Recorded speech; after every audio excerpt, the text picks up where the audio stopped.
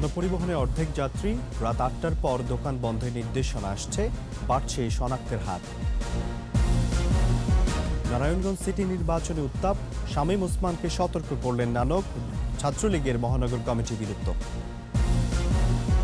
Christ চার্চে বাংলাদেশের series জয়ের মিশন, সমতায় ফিরতে মরিয়া নিউজিল্যান্ড।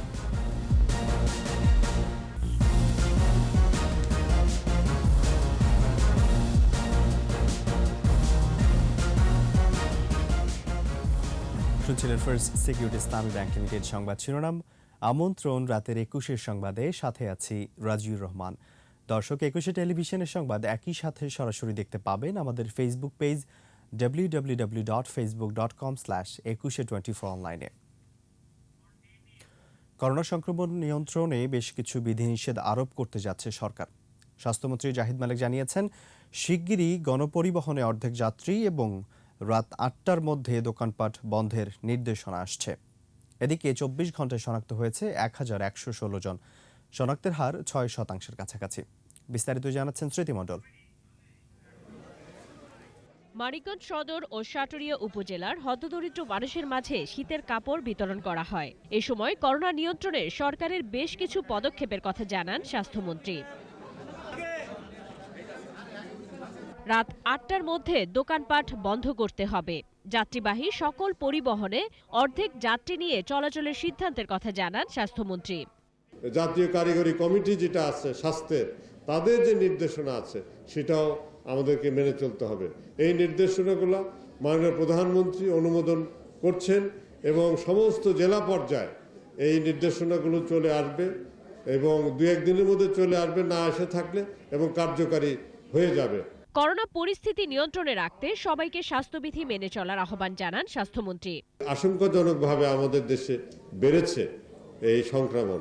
এদিকে ২৪ ঘন্টায় ১৯,০০০-এর বেশি নমুনা পরীক্ষায় শনাক্ত ১,১১৬। মৃত্যু হয়েছে একজনের। মোট শনাক্ত ১৫,৯২,২০৯। পরীক্ষা বিপরীতে দৈনিক সংক্রমণ হার ৫.৭৯%, মৃত্যু ১.৭৬%। স্মৃতি মণ্ডল, ২১ টেলিভিশন, ঢাকা। নারায়ণগঞ্জ সিটি নির্বাচন ঘিরে বাড়ছে উত্তাপ। আওয়ামী লীগের মেয়র প্রার্থী সেলিনা হায়াত আইভীর বিরোধিতা করায় সংসদ সদস্য শামীম ওসমানকে সতর্ক করলেন আওয়ামী লীগের প্রেসিডিয়াম সদস্য জাহাঙ্গীর কবির নানক। তিনি বলেছেন, দলীয় শৃঙ্খলা ভঙ্গ করলে ব্যবস্থা নেওয়া হবে। এরই মধ্যে বিলুপ্ত ঘোষণা করা হয়েছে নারায়ণগঞ্জ মহানগর ছাত্রলীগের কমিটি। রবিউল ইসলামের ক্যামেরায় জেলা প্রতিনিধি বিমল রায়ের রিপোর্ট, জানাচ্ছেন রত্না জামান। নারায়ণগঞ্জ সিটি কর্পোরেশন নির্বাচনে বিজয়ী হতে মরিয়া প্রার্থীরা, চলছে বিরামহীন গণসংযোগ। নগরীর বিভিন্ন এলাকায় গণসংযোগ করেন আওয়ামী লীগের মেয়র প্রার্থী ডাক্তার সেলিনা হায়াত আইভী। উন্নয়নের ধারা অব্যাহত রাখার প্রতিশ্রুতি দেন তিনি। তৃণমূল পর্যায়ে নেতাকর্মীরা সকলেই আমার সাথে আছে, প্রত্যেকের ওয়ার্ডে ওয়ার্ড লেভেলের কর্মীরা নেতারা আমার সাথে আছে। জনসংযোগে ব্যস্ত স্বতন্ত্র মেয়র প্রার্থী অ্যাডভোকেট তৈমুর আলম খন্দকার। কোনো দলের নয়, গণমানুষের প্রার্থী দাবি করে সবার ভোট চান তিনি। দলমত নির্বিশেষে সকলে আমার পক্ষে নেমেছেন। আমি কোনো দলের প্রার্থী নই, আমি জনগণের প্রার্থী। এদিকে আওয়ামী লীগের প্রেসিডিয়াম সদস্য ও নির্বাচন কমিটির সমন্বয়ক জাহাঙ্গীর কবির নানক বলেছেন, নৌকার বিরুদ্ধে অবস্থান নিলে তার বিরুদ্ধে সাংগঠনিক ব্যবস্থা নেওয়া হবে। সেই ব্যর্থতার দায়-দায়িত্বের জন্য পার্টির কাছে জবাবদিহি করতেই হবে, সে যেই হোক না, যেই হন না কেন। এই নৌকা মার্কা নিয়ে ডাক্তার সেলিনা হায়াত আইভী নির্বাচনে অংশগ্রহণ করেছেন। আমরা আশা করি যারা নৌকা মার্কা নিয়ে নির্বাচিত হয়েছেন তার নৌকার পক্ষে কাজ করবেন। এর আগে এক প্রেস বিজ্ঞপ্তিতে মেয়াদোত্তীর্ণ হওয়ায় নারায়ণগঞ্জ মহানগর ছাত্রলীগ শাখা বিলুপ্ত ঘোষণা করেছে কেন্দ্রীয় ছাত্রলীগ। রত্না জামান, ২১ television. Bangladesh New Zealand test series প্রসঙ্গ। এবার সিরিজ জয়ের মিশন। ব্ল্যাক ক্যাপদের বিপক্ষে ইতিহাস গড়তে চায় বাংলাদেশ। ক্রাইস্ট চার্চে দ্বিতীয় ও শেষ টেস্ট মাঠে গড়াবে রোববার ভোর ৪টায়। এদিকে উজ্জীবিত মুমিনুল বাহিনীর বিপক্ষে প্রথম টেস্টের দুঃস্বপ্ন কাটিয়ে সমতায় ফিরতে মরিয়া নিউজিল্যান্ড। পারভেজ খোকনের রিপোর্ট। মাউন্ট মঙ্গানুই জয়ের পর এবার ক্রাইস্ট চার্চ সিরিজ নির্ধারণী টেস্ট। সাফল্যের ছকটা অপরিবর্তিত রেখে পারফরমেন্সটা ধরে রাখতে চায় টিম বাংলাদেশ। নিউজিল্যান্ডে বদলে যাওয়া বাংলাদেশ প্রথম টেস্ট জয়ের পর এবার সিরিজ নিজেদের করে নেয়ার হাতছানি। পরবর্তী প্রজন্মকে উৎসাহিত করতে মুমিনুল বাহিনী বিশেষ কিছু অর্জনে মুখিয়ে আছে, জানালেন head coach Russell Domingo. And then New Zealand are one of the best sides in the world, and you're going to have to play really well to compete and beat them. So the guys are, look, we've had a tough couple of months in all formats, so it's been a great result for the boys, and they deserve it because they've worked really hard and they've stuck really well to the plan. শেষ টেস্টের আগে অনুশীলনে ফুরফুরে মেজাজে থাকা আত্মবিশ্বাসী একাদশী নামবে ক্রাইস্টচার্চে। আজকে ট্রেনিংটা খুব ভালো ছিল, আর ওয়েদার ওয়াইজ একটু ডিফারেন্ট, এখানে একটু ঠান্ডাটা বেশি এবং উইন্ডটা অনেক স্ট্রং, কিন্তু আজকে ট্রেনিং আমরা যতটুকু পারেছি অ্যাডজাস্ট করছি। এদিকে ঘরের মাঠে শেষ টেস্ট জিতে অবস্থানের জানান দিতে চায় নিউজিল্যান্ড, তাই তো প্রথম টেস্টের দুঃস্বপ্ন ভুলতে মরিয়া কিউইরা। পারভেজ খোকন, 21 টেলিভিশন। নিচ্ছি সংবাদ বিরতি, যখন ফিরছি তখন অন্যান্য খবরের সঙ্গে আরও থাকবে। রোহিঙ্গা ইস্যুতে বাংলাদেশের সাথেই আছে আঙ্কারা, বললেন তুরস্কের স্বরাষ্ট্রমন্ত্রী। কক্সবাজারে ক্যাম্প পরিদর্শন।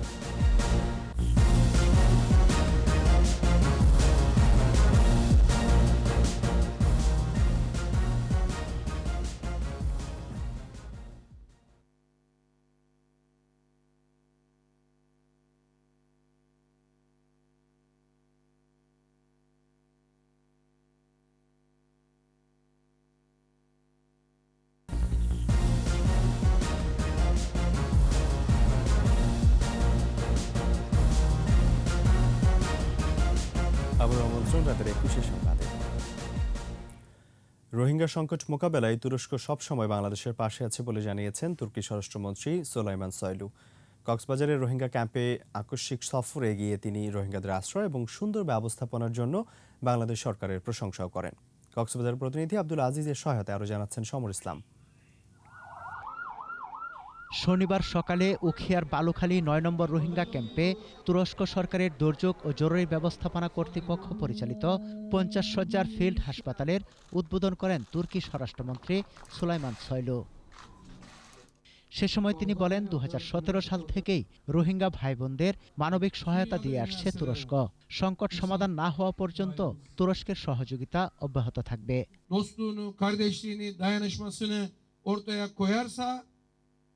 দুনিয়া güçlü olur ve dünya güzel olur। এবং সবাই যদি আমরা একসাথে আসি এরকম বন্ধু সকল পরিস্থিতিতে নিয়ে, তাহলে সমস্ত দুনিয়াতে আমরা শক্তিশালী হিসেবে নিজেদেরকে প্রতিষ্ঠিত করতে পারবো। অনুষ্ঠানে বাংলাদেশের দুর্যোগ ব্যবস্থাপনা ও ত্রাণ প্রতিমন্ত্রী ডাক্তার এনামুর রহমান বক্তব্য রাখেন।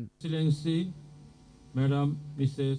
পরে একই এলাকায় অগ্নিকাণ্ডে ক্ষতিগ্রস্ত রোহিঙ্গাদের জন্য নির্মাণাধীন অস্থায়ী আশ্রয় কেন্দ্র পরিদর্শন করেন তুরস্কের স্বরাষ্ট্রমন্ত্রী।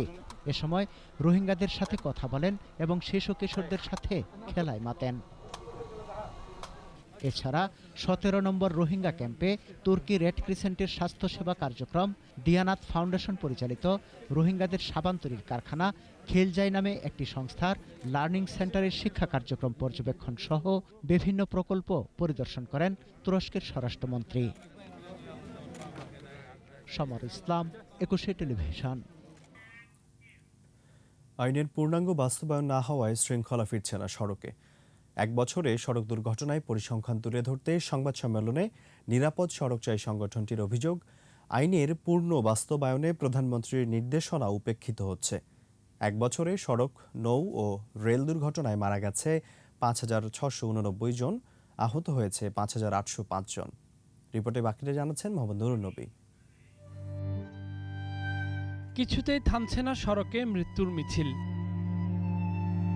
চলমান মহামারীতে যখন যানবাহন চলেছে কম ও নিয়ন্ত্রিত, তখনও এই দুর্ঘটনা বেড়েছে। নিরাপদ সড়ক চাইয়ের পরিসংখ্যানে বাড়তি দুর্ঘটনা ৮৯১টি। গেল এক বছরে দুর্ঘটনা ঘটেছে ৪,৯৮৩টি, নিহত ৫,৬৮৯ জন এবং আহত ৫,৮০৫ জন। গণমাধ্যমের প্রকাশিত প্রতিবেদন অনুসারে এই পরিসংখ্যান দিয়ে ধারণা পাওয়ার চেষ্টা করা হলেও প্রকৃত চিত্র আরও ব্যাপক ও ভয়াবহ। এমনকি রাষ্ট্রীয় সংস্থা বিআরটি এর যে ডেটাবেস আছে তাও নির্ভরযোগ্য নয়। তথ্যের অভাবে মৃত্যু কমানোর উদ্যোগও হচ্ছে না যথাযথ। আমরা এটা শুরু করেছিলাম, এখন আপনি দেখেন যে অনেকেই ডাটা দিচ্ছে এবং এই যে বিভিন্ন রকমের ডাটা দিচ্ছে, এতে আপনারা নিজেরাও তো কনফিউশন হচ্ছেন যে সত্যিকার ডাটাটা কি। তো সত্যিকার ডাটা তো আমিও তো দিতে পারছি না। যানবাহনের অতিরিক্ত গতি এবং অতিরিক্ত যাত্রী কিংবা মাল পরিবহনে বাড়াচ্ছে দুর্ঘটনা। শুধু ওভারটেকিংয়ে মোট দুর্ঘটনার 18 ঘটেছে। বেপরোয়া নৌযান এবং অরক্ষিত রেল ক্রসিংয়ে অসতর্ক পারাপারে এসব দুর্ঘটনার মূল কারণ হিসেবে চিহ্নিত করেছে সংগঠনটি। আমাদের এই পরিবহনের এই যে যারা পরিবহনের নেতৃত্ব দিচ্ছে, সেই নেতৃত্বের মধ্যে কি আপনারা কোনো পরিবর্তন দেখেছেন? সেইটি করতে হবে, সেটি না করা পর্যন্ত আসলে এই জিনিসগুলো হবে না। সড়কের নকশা যেমন বৈজ্ঞানিক হতে হবে, তেমনি শুধু সচেতনতা দিয়ে বন্ধ করা যাবে না দুর্ঘটনা। জনগণের দৃষ্টিভঙ্গি উন্নত করারও তাগিদ দিয়েছেন বিশেষজ্ঞরা। আমরা ম্যানেজ করতে পারি সবকিছুই, কেন আমি উল্টা পথে চলবো না? কেন আমি লাইসেন্স ছাড়া গাড়ি চালাবো না? কেন আমি আইন ভাঙবো না? আমি সবকিছু তো আমি পারি, সব তো আমি তো কি বলবো, আমরা সবকিছু উত্তোলন করতে পারি। সড়ক পরিবহন আইন 2018 বাস্তবায়নে টাস্কফোর্সের 111 দফা সুপারিশ বাস্তবায়নের দাবি জানানো হয় সংবাদ সম্মেলনে। 2019 সালে 1 নভেম্বর এটি বাস্তবায়ন হবার কথা থাকলেও আজও তা বাস্তবায়িত হয়নি। মোহাম্মদ নুরুন নবী, 21 টেলিভিশন, ঢাকা। নিচ্ছি সংবাদ বিরতি। যখন ফিরছি তখন অন্যান্য খবরের সঙ্গে আরও থাকবে। বিশ্বজুড়ে করোনায় আক্রান্তের রেকর্ড, ভারতে একদিনে শনাক্ত 1,17,000।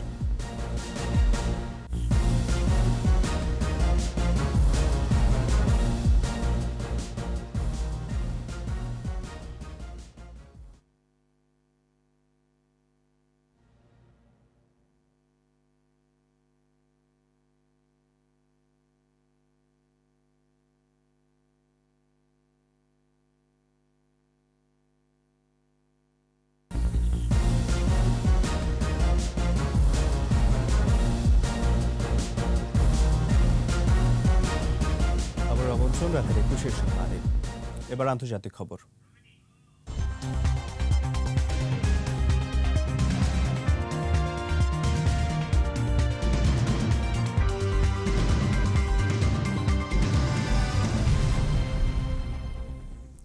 ওমিক্রনের প্রভাবে বিশ্বে একদিনে করোনা আক্রান্ত সর্বোচ্চ 27,18,000 ছড়িয়েছে। শনাক্তের সংখ্যা মারা গেছে 6,500-এর বেশি। ভারতে গেল 7 মাসের মধ্যে আবারও দৈনিক আক্রান্তের রেকর্ড। এ অবস্থায় দ্রুত পদক্ষেপ নেওয়ার তাগিদ দিয়েছে বিশ্ব স্বাস্থ্য সংস্থা। রিপোর্টে জানাচ্ছেন দরি মল্লিক। অতি সংক্রামক ওমিক্রনের প্রভাবে বিশ্বজুড়ে আবারও বাড়ছে করোনা সংক্রমণ। বিশ্ব স্বাস্থ্য সংস্থার তথ্য মতে 1 সপ্তাহের ব্যবধানে 71% বেড়েছে সংক্রমণ। এ পর্যন্ত 30,39 লাখ ছাড়িয়েছে বিশ্বের মোট করোনা আক্রান্তের সংখ্যা। প্রতিদিনই দৈনিক আক্রান্তের রেকর্ড ঘটছে বিভিন্ন দেশে। নতুন করে ফ্রান্স, ইতালি, স্পেন ও আর্জেন্টিনায় একদিনে সর্বোচ্চ আক্রান্ত হয়েছে। ভারতে 24 ঘন্টায় আক্রান্ত 1,17,000-এর বেশি, যা গেল 7 মাসে একদিনে সর্বোচ্চ। যুক্তরাষ্ট্রে 5 বছরের কম বয়সী শিশুদের হাসপাতালে ভর্তির সংখ্যা মহামারী শুরুর পর এখন পর্যন্ত সর্বোচ্চ পর্যায়ে পৌঁছেছে। 5 থেকে 17 বছর বয়সী প্রতি লাখে একজন ভর্তি হচ্ছে হাসপাতালে। যুক্তরাজ্যে রোগীর চাপ বাড়ায় হাসপাতালগুলোতে মোতায়েন করা হয়েছে সেনা সদস্য। সংক্রমণ বাড়ার কারণ ব্যাখ্যা করেন বিশ্ব স্বাস্থ্য সংস্থার কারিগরি প্রধান মারিয়া ভ্যান কেরকোভ। বলেন, বহুবার জিনগত রূপ পরিবর্তনের কারণে খুব সহজেই মানুষের দেহে প্রবেশ করতে পারে Omicron. It is efficiently transmitting, and in fact everywhere where we have good sequencing this variant is being detected. একই সঙ্গে ভ্যাকসিন গ্রহণকারীদেরও রোগ প্রতিরোধ ব্যবস্থাকে ফাঁকি দিতে পারে এ ধরনটি। এ অবস্থায় সংক্রমণ ঠেকাতে দূরত্ব বজায় রাখা সহ স্বাস্থ্যবিধি মেনে চলার বিকল্প নেই বলে জানায় সংস্থাটি। দুলি মল্লিক, 21 টেলিভিশন। এবার খেলার খবর।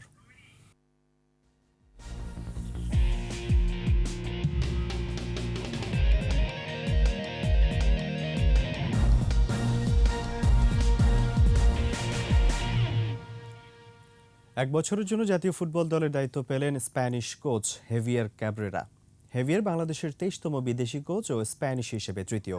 37 বছর বয়সী হেভিয়ার স্প্যানিশ লালিগার ক্লাব আলাভেসের একাডেমির দায়িত্বে ছিলেন। তিনি উয়েফা প্রো লাইসেন্সধারী। 24 ও 27 জানুয়ারি ইন্দোনেশিয়ার বিপক্ষে 2টি প্রীতি ম্যাচ দিয়ে অভিষেক হচ্ছে জাতীয় দলের এই কোচের। এদিকে চুক্তির মেয়াদ থাকলেও সাফের আগে দায়িত্ব থেকে দূরে রাখা হয় ব্রিটিশ কোচ জেমি ডেকে।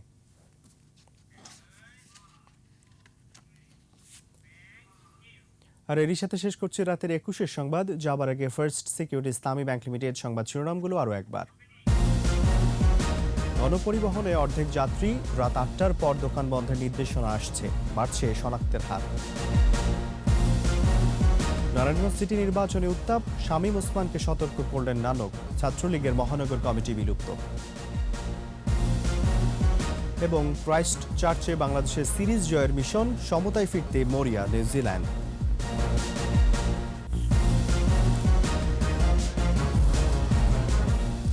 সর্বশেষ খবর জানতে ডায়াল করুন 2021 নম্বরে আর ভিজিট করুন ekushe-tv.com এই ওয়েবসাইটে। এছাড়া ফেসবুকে লগ ইন করতে পারেন facebook.com/ekushe24 অনলাইনে। একুশের খবর দেখুন, একুশের সাথেই থাকুন। স্বাস্থ্যবিধি মেনে চলুন, সুস্থ থাকুন।